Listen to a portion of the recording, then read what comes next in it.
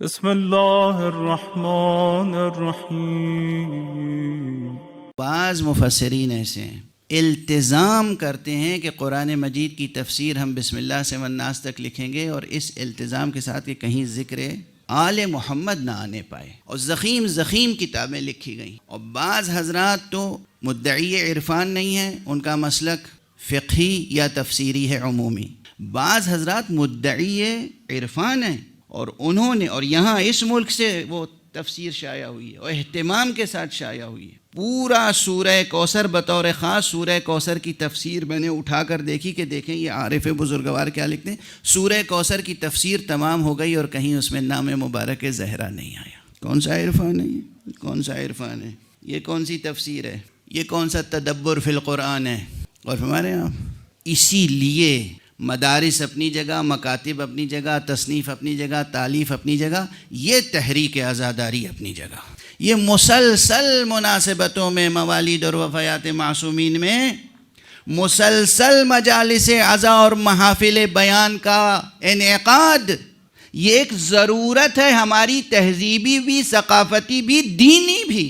جو مطالب ممبر سے پیش کیے جاتے ہیں اور جن کا دفاع کیا جاتا ہے ممبر سے، حق آل محمد، دعا کیا کیجئے کہ پروردگار ہمیں ایسا بنا دے کہ ہم اپنے پورے وجود کے ساتھ ولایت اہل بیت کو قبول کر سکیں۔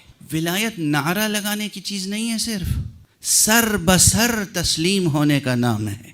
ولایت کو قبول کرنے کے معنی ہے کہ سر بسر تسلیم ولایت محمد و آل محمد کے سامنے۔ یہ سورہ مبارکہ کوثر، جس میں عمومی نقطہ نظر سے کہہ دیا گیا کہ 3 آیتیں، 10 کلمات ہیں اور 42 حروف ہیں، لیکن یہ معلوم ہے کہ ہمارے مکتب کا موقف کیا ہے۔ ہمارے مکتب کا موقف یہ ہے کہ بسم اللہ ہر سورے کا جز ہے، تو اگر بسم اللہ ہر سورے کا جز ہے تو اس کو چھوڑ کر گننے کا سوال کیا پیدا ہوتا ہے؟ تو بسم اللہ کو شامل کر کے 4 آیتیں ہیں، اور بسم اللہ کے کلمات کو شامل کر کے پھر 10 نہیں بلکہ 14 کلمات ہیں۔ اب دیکھا عدد پورا ہو گیا نا؟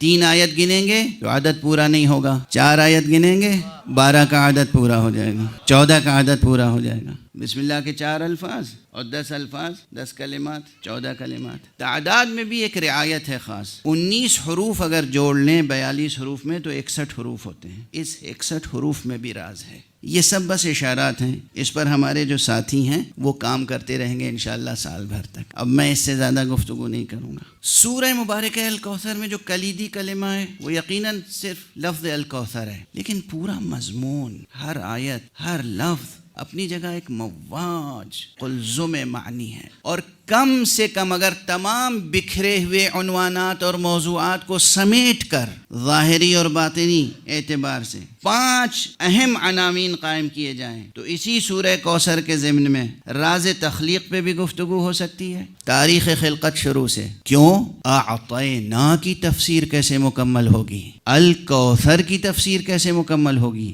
یہ وحدت کثرت میں بدلی کیسے، عالم کثرت کا تصور ہی جب آپ کریں گے تو مسئلہ تخلیق کا سب سے پہلے آئے گا۔ اس لیے ممکن نہیں ہے کہ کوئی حکیمانہ نقطہ نظر سے، عارفانہ نقطہ نظر سے، ظاہر سے باطن تک نظر ڈالے اور لفظ الکوثر و اعطیناک الکوثر اس پر گفتگو کرے اور راز تخلیق، سر تخلیق اور تاریخ تخلیق پر نظر نہ ڈالے۔ ممکن ہے؟ تو یہ سب سے پہلے موضوع سامنے آتا ہے۔ سب سے پہلے جو موضوع بطور خاص سامنے آتا ہے تاریخ تخلیق، تاریخ خلقت۔ اس کے بعد انا اعطیناک الکوثر، یہ الکوثر میں اور کیا چیزیں ممکن ہیں؟ اللہ نے اپنے نبی کو کیا کیا دیا، سب پر نظر تو ڈالنی پڑے گی نا۔ اس لیے تاریخ تخلیق، راز تخلیق، سر تخلیق، اسرار تخلیق کے بعد دوسرا مسئلہ آئے گا خلقت کو خلق کرنے کے بعد اور اس کے ساتھ اور اس کے پہلے سب سے زیادہ اہتمام جو حق سبحانہ و تعالی نے کیا ہے وہ خلقت کی ہدایت کا اہتمام کیا ہے، تو مسئلہ نبوت کا سامنے آئے گا۔ اللہ سبحانہ و تعالی نے پیغمبر کو نبوت عطا کی تھی یا نہیں؟ نبوت کے ساتھ ساتھ صرف یہی نہیں کہ نبوت عطا کی، رسالت عطا کی، ممکن نہیں، جس طرح توحید کے تقاضے ممکن نہیں ہے کہ پورے ہو جائیں جب تک کہ نبوت اور رسالت سامنے نہ آئے، اسی طرح ممکن نہیں ہے کہ نبوت اور رسالت کے تقاضے مکمل ہو جائیں جب تک کہ ولایت سامنے نہ آئے۔ اس لیے ممکن نہیں کہ آپ لفظ الکوثر کی تفسیر سے گزر جائیں ولایت سے بحث کیے بغیر. امر ولایت مسئلہ ولایت مصطفیٰ، ولایت اہل بیت مصطفیٰ، وہ ولایت جس کا سلسلہ ولایت حق صمدی سے ہے. معلوم ہے نا عزیزان گرامی، ولایت کے نعرے تو بہت لگاتے ہیں. ولایت کا سرچشمہ کیا ہے؟ ولایت کا سرچشمہ کیا ہے؟ اسی مشہور آیت کو بھی اگر لے لیں جو کہ جامع ترین متن ہے فلسفہ ولایت سے متعلق، سورہ مائدہ کی آیت انما ولیکم اللہ. سب سے پہلے بات کہاں آئی؟ منحصر ہے حقیقت ولایت کس ذات میں؟ اللہ سبحانہ و تعالی. کہ قرآن مجید اور قرآن کے احکام اور قرآن کے انٹروڈیوس کیے ہوئے کیریکٹرز، قرآن نے جن کرداروں کو متعارف کرایا ہے، یہ کردار اور یہ احکام یہ ہماری زندگیوں کا ایک زندہ رشتہ برقرار کرتے ہیں حق سبحانہ و تعالی سے، اللہ سے زندگی کا رشتہ. بھولیے گا نہیں ہے، ساری تاریکی زندگی میں آتی ہے اگر اللہ کا تصور درمیان سے ہٹ جائے. اگر زندگی کا رشتہ اللہ سے برقرار ہو جائے تو یہ زندگی روشنی ہی روشنی میں بدل جاتی ہے، نور ہی نور ہوتا ہے، کہیں کوئی تاریکی نہیں ہوتی، انسان میں کہیں کوئی کمزوری نہیں آتی، آ نہیں سکتی. ممکن نہیں ہے کہ انسان کا رشتہ، زندگی کا رشتہ اللہ سبحانہ و تعالی سے ہو اور زندگی میں تاریکی آ جائے، کمزوری آ جائے، ذلت سے انسان روبرو ہو. ممکن نہیں ہے. العزت للہ ولرسولہ وللمؤمنین. ممکن نہیں ہے کہ ایک شخص کا رشتہ اور تعلق اللہ سبحانہ و تعالی سے ہو اور اس کو کہیں ذلت سے روبرو ہو جائے.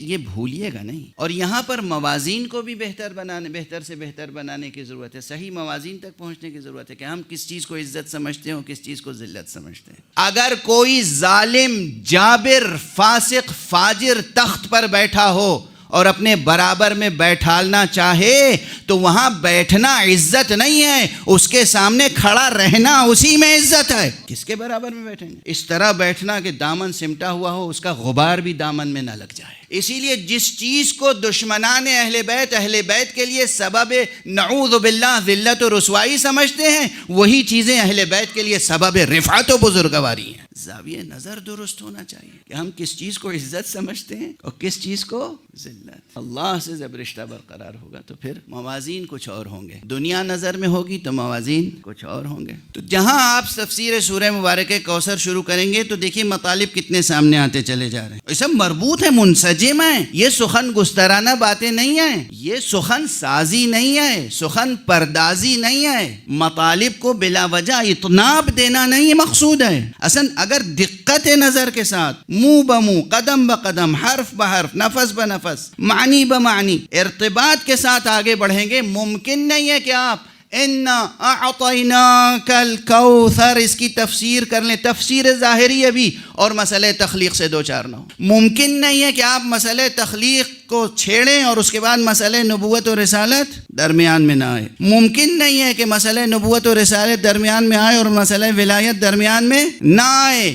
اور ممکن نہیں ہے کہ مسئلہ ولایت بھی درمیان میں آئے اور پھر مسئلہ شفاعت درمیان میں نہ آئے. تو کتنے عناوین ہو گئے؟ چار تو ہو گئے. مسئلہ تخلیق، مسئلہ نبوت و رسالت، مسئلہ ولایت، مسئلہ شفاعت. اور جہاں مسئلہ شفاعت ہے اور جہاں آخر آیت تک پہنچیں گے ان شانئک هو الابتر، تو یہ ابتر کا مسئلہ صرف یہیں تک تھوڑی ہے، اس دنیا تک. ان کا دشمن اس دنیا میں بھی ابتر ہے اور اس دنیا میں بھی ابتر ہے. تو کلی اعتبار سے مسئلہ شفاعت تک جب پہنچے گا تو پھر معاد کا مسئلہ ہوگا. اب یقین فرمائیے کہ ممکن نہیں ہے کہ سورہ مبارکہ کوثر کی تفسیر مکمل ہو جائے اور یہ کم از کم 5 اہم عناوین قائم نہ ہوں اور باقی تمام فرعی عناوین، شاخ در شاخ عناوین اور مضامین سب سمٹ کے آ جائیں گے ان 5 عناوین کے تحت. تخلیق، راز کثرت، نبوت و رسالت، ہدایت، ولایت، شفاعت اور معاد، یہ 5 عناوین. اور ہمارے یہاں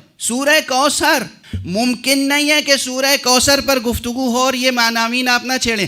اگر نہیں چھیڑیں گے تو اس کا مطلب آپ سرسری طور پر گزر گئے. اور یقین فرمائیے، پوری دل سوزی سے کہہ رہا ہوں، عزیزان گرامی، بزرگان گرامی، یاد رکھیے گا قرآن وہ کتاب نہیں ہے جس سے سرسری طور پر گزر جایا جائے. قرآن وہ کتاب نہیں ہے جس سرسری طور پر. قرآن تو ہر لفظ، ایک کلمہ سامنے آیا اور وہ آپ کو پورے وجود کے ساتھ جذب کر لیتا ہے. اگر معرفت ہو کلام کس کا ہے، آواز کس کی ہے، لہجہ کس کا ہے، ارے یہ بات کون کہہ رہا ہے، کس لیے کہہ رہا ہے، ہر لفظ ہر حرف پورے وجود کے ساتھ جذب کر لیتا ہے. اور جب آپ جذب ہو جائیں کلام میں تبھی معنی دریافت ہوتے ہیں. آواز پردے سماعت سے ٹکراتی رہے تو معانی دریافت نہیں ہوتا. آپ جذب ہو جائیں. جذب ہو جانے کے معنی بھائی محسوس مثال دے دوں. سمندر میں موتی ہوتے ہیں نا، تیر تھوڑی رہے ہوتے ہیں اوپر موتی. سمندر میں موتی تیر نہیں رہے ہوتے ہیں، تہ میں ہوتے ہیں موتی. تو جو غواصی کرے گا اس کے ہاتھ آئے گا موتی.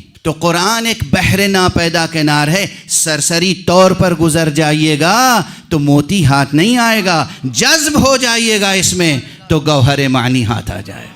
تو عرض کر رہا تھا کہ سورہ مبارکہ کوثر پہ گفتگو کے لیے ترجمہ پڑھ کے گزر جائیے. 70 زبان میں ترجمہ پڑھ لیجئے، کیا حاصل ہوگا؟ الفاظ کے بدلے عربی کے بدلے اردو کا لفظ، یا عربی کے بدلے فارسی کا کلمہ، یا عربی کے بدلے انگریزی کا کوئی لفظ آ جائے گا سامنے. لیکن یہ دروازے معنی کے نہیں کھلیں گے. معنی کے دروازے تب کھلیں گے جب آپ جذب ہوں گے اس میں، جب ڈوبیں گے اس میں پورے وجود کے ساتھ. اس وقت قرآن آپ کا ہوگا اور آپ قرآن کے ہوں گے.